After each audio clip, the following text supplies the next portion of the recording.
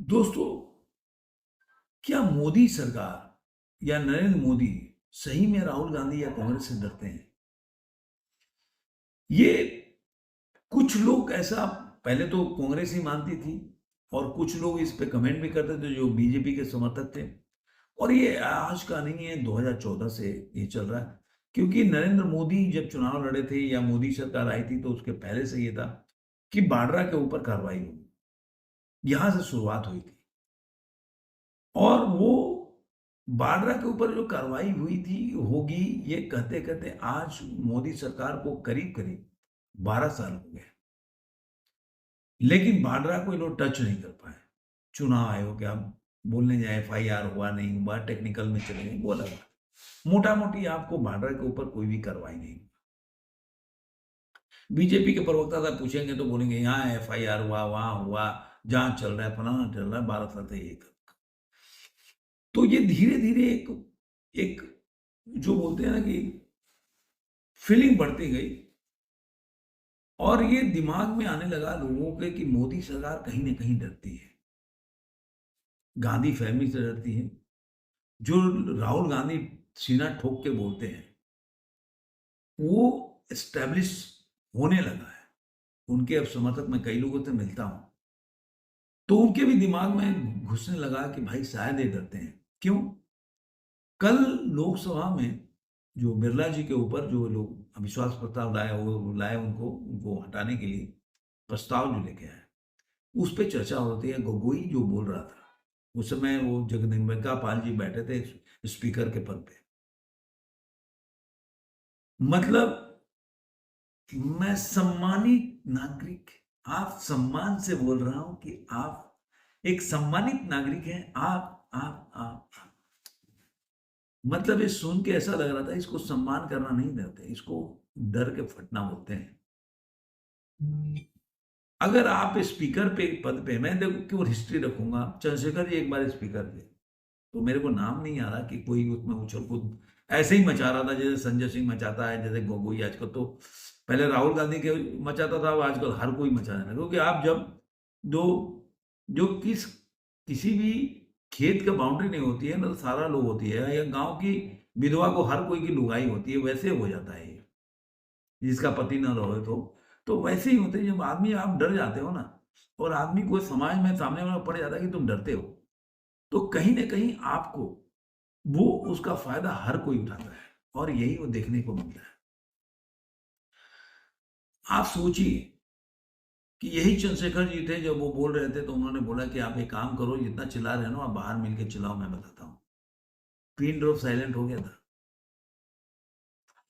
गोगोई जैसे लोग भी आज के टाइम में संसद को नहीं चलने दे रहे हैं और हैकल कर रहे हैं। कल को एक राह का बंदा भी उठ के और संसद को नहीं चलने देगा। जिस तरह से राहुल गांधी बाहर निकल के, और चाहे वो प्रहलाद जोशी के साथ मिसबिहेव किया और प्रहलाद जोशी भाग गया, तो तभी मेरे को लगा था राहुल गांधी यार ऐसा ये सब मिसबिहेव नहीं करना चाहिए। लेकिन फिर मेरे को लगने लगा ये सब डरते हैं इसलिए वैसा करते हैं। अगर वो मेरे जगह कान पे एक दे देता एक रापटा, आप देख लेते, मजा आ जाता, दूसरे दिन से वो हाथ नहीं पकड़ता। मार्शल आर्ट सीखना कोई दिलेरी का काम नहीं है, गुर्दा होना चाहिए हाथ उठाने के लिए। आप तैयार रहो कि अगर मैं दो मारूंगा वो ताकतवर होगा तो मैं चार मारेगा। लेकिन वो ताकतवर होगा चार मारेगा इसका मतलब नहीं डरपोक हूं, जितना मेरा शक्ति है मैंने उसको मारा ना, तो मैं डरा तो नहीं। तो जहां पे वो डरने वाली, मार खाने के डरने वाली बात हो जाती है ना, वहां से आपको कहीं ना कहीं ये चीज लगने लगेगा। अब सवाल ये उठता है कि ऐसा क्यों हो रहा है?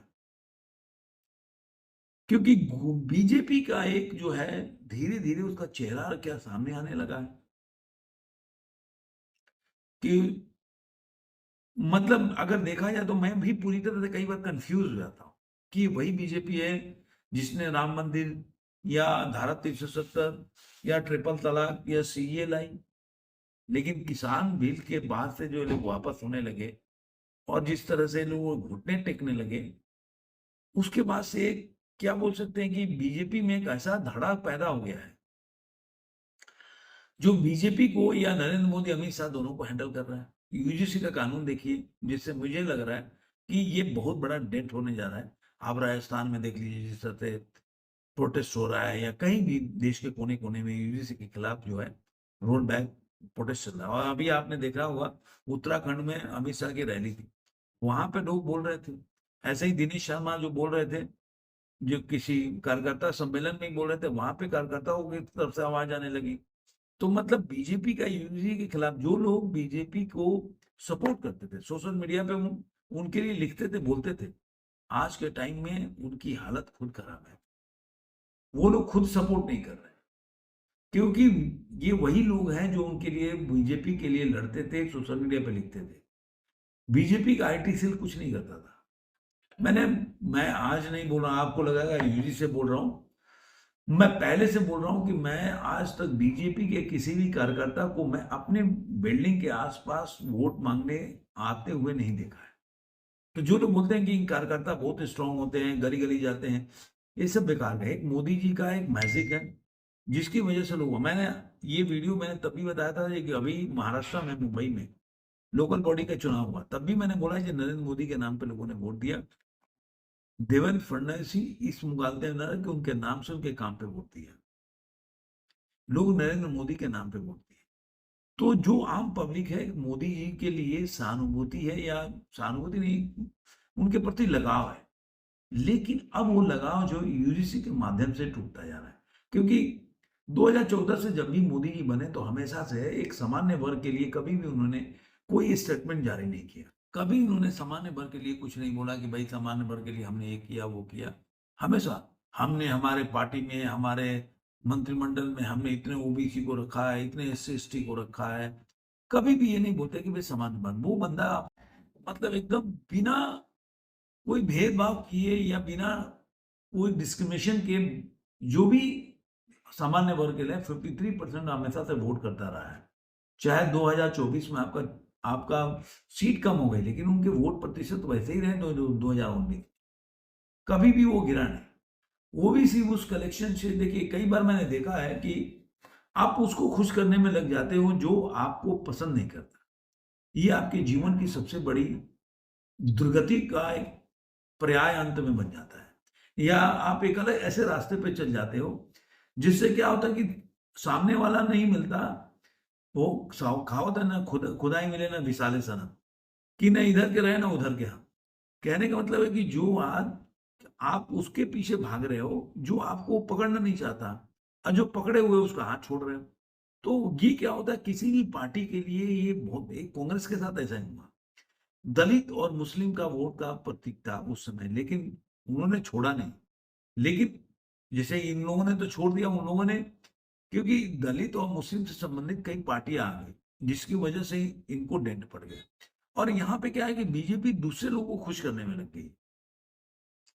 हाँ, मैं नहीं कह रहा उनको, आप उनको खुश मत करो, लेकिन जो अपने वोट बैंक को नाराज करके उनको खुश करने के चक्कर में लग जाओगे तो आपका हंस गई। और आज के टाइम में आप लोगों को भी लगने लगा कि बीजेपी कहीं ना कहीं राहुल गांधी से डरती है। आप सोचिए कि प्रधानमंत्री अगर मतलब पार्लियामेंट में डर से नहीं आ सकता, स्पीच नहीं दे सकता, तो हमेशा आपको करेंगे। आप जिस स्तर पे उतर रहे हो, औरतों को लेके उतर रहे हो, तो आप प्रधानमंत्री अगर वो मतलब मारा मारी का अगर अखाड़ा ही बनाना चाहते तो आप दो चार औरतों को लेके बैठो आजू बाजू में। आदमी बैठे तो आदमी को लेके बैठो, जो दिलेर हो, जो गुर्दा हो, जो अगर जैसा व्यवहार करे वैसा आप रिप्लाई करो तो उसको। तो आपको कहीं ना कहीं आपको इस तरह का आपको स्टेप लेना पड़ेगा। आपको याद होगा कि अखिलेश यादव ने किस तरह से योगी जी के बारे में कुछ बोला, उन्होंने जवाब दिया कि तू अपने बाप का पहले इज्जत कर ले, उनका संबोधन कहिए। और उन्होंने मिट्टी में मिला, उसके बाद से यहाँ अखिलेश यादव छोड़ के भाग गए। और आज उत्तर प्रदेश असेंबली में जब योगी आदित्यनाथ बोलते हैं तो पिन ड्रॉप साइलेंट होता है। सत्ता जो होती है ना, वो केवल जीरा से सेवा से नहीं चलती भाई। सत्ता ताकत से, पावर से चलती है। और पावर अगर आपके में फील नहीं हो रहा कि आप पावर हो, जैसे मैंने बोला कि कई ऐसे एसटी ओबीसी हैं आरक्षण के बाद भी अपने को दबे कुचले महसूस करते हैं। भाई दुनिया में आपको डीजीपी बन के, डीआईजी बन के, मुख्यमंत्री बन के, उसके बावजूद भी आप दबे कुचले हो, तो दुनिया में कोई भी आदमी आपको उठा नहीं सकता, कोई भी आदमी। इसका मतलब कि आप में वो गुर्दा नहीं है जिससे कि आप उठ सको। आपके मेंटल पावर और मानसिक रूप से इतना स्ट्रांग नहीं हो कि आपको कोई उठा सके। आप पहले से ही दबे कुचले हो। अब कई लोग बोलते हैं अरे हजारों साल से मुगलों ने शासन किया। तो भाई मुगलों के शासन में तुम मुगलों से दबोगे या सामान्य वर्ग से दबोगे? एक तरफ बोलते हो कि मुगल लोगों ने, मुस्लिम लोगों ने शासन किया 1000 साल, और 200 साल तक अंग्रेजों ने शासन किया। फिर 1000 साल तक, 1200 साल तक एक सामान्य वर्ग के आदमी तुम पे कैसे प्रताड़ित कर सकता है? कैसे ठाकुर तुम्हें कुएं में पानी नहीं पीने देगा?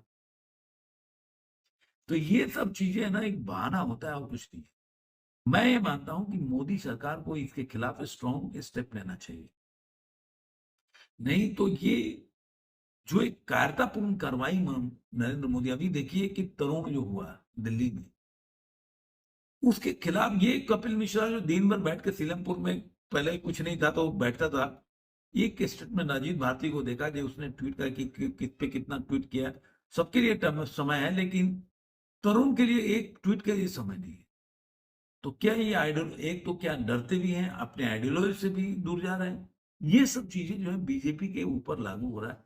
तो देखते हैं कि आने वाले दिनों में क्या होता है, कैसे इनकी गाड़ी चलती है। आपको ये वीडियो कैसा लगा जरूर कमेंट में बताइए। फिर मिलेंगे जरूर आज के